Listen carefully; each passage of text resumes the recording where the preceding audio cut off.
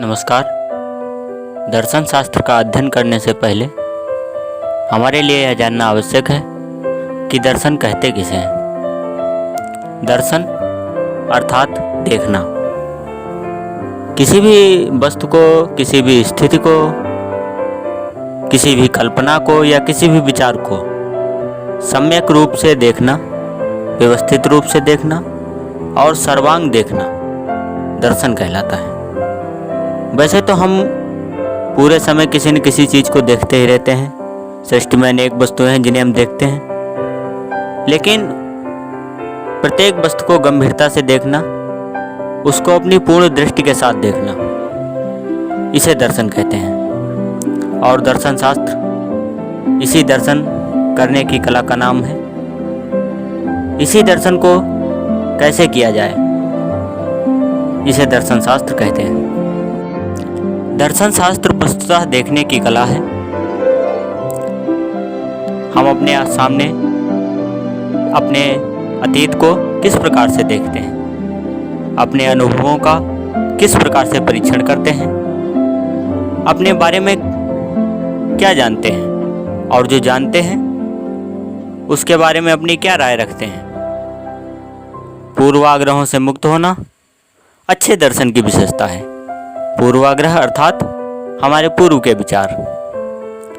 हमारे किसी भी विचार को या हम अगर किसी की बात सुनते हैं तो उसे हमारे पूर्व के अनुभवों से मुक्त होना चाहिए, पूर्वाग्रहों से मुक्त होना चाहिए। शुद्धता से देखना, परिपूर्णता से देखना और सटीकता से देखना, यही दर्शन शास्त्र का उद्देश्य है और यही दर्शन की विधि है।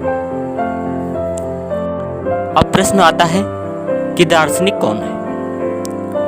यहाँ तक जैसा हमने पढ़ा कि दर्शन शास्त्र देखने की कला है, तो जो सम्यक रूप से देखता है, किसी भी स्थिति को, किसी भी वस्तु को, किसी भी विचार को संपूर्णता देखता है या देखने का अभ्यास करता है, वह दार्शनिक है।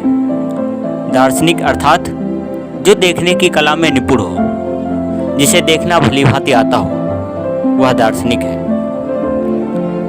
दार्शनिक विद्वता का निर्धारण नहीं है। जिसने संपूर्ण विषयों का अध्ययन किया है वह दार्शनिक नहीं है। दार्शनिक अर्थात देखने में निपुण, जिसे शुद्धता से देखना आता हो। तो समाज में हर वह व्यक्ति जिसे देखना आता है दार्शनिक है। हमारे आसपास बहुत से व्यक्ति दार्शनिक हो सकते हैं। अब बात करते हैं कि दर्शन कितने प्रकार का होता है। हमने अभी तक पढ़ा दर्शन क्या है, देखने की कला है। दर्शन शास्त्र किसे कहते हैं? जिसके द्वारा विधिवत रूप से देखा जाए, जो हमें देखना सिखाए, उसे दर्शन शास्त्र कहते हैं। दार्शनिक जो देखता है, जो दृष्टा है, वह दार्शनिक है। अब देखते हैं दर्शन शास्त्र कितने प्रकार का है। दर्शन शास्त्र यानी देखने की भिन्न भिन्न विधियाँ। किसी वस्तु को सर्वांगतः देखना, किसी को अधूरी दृष्टि से देखना या किसी को देखते हुए भी न देखना, ये दर्शन के भिन्न भिन्न प्रकार हैं। देखने की भिन्न भिन्न शैलियाँ हैं। जीव जंतु दूसरे प्रकार से देखते हैं, मनुष्य के देखने की शैली दूसरी प्रकार की है।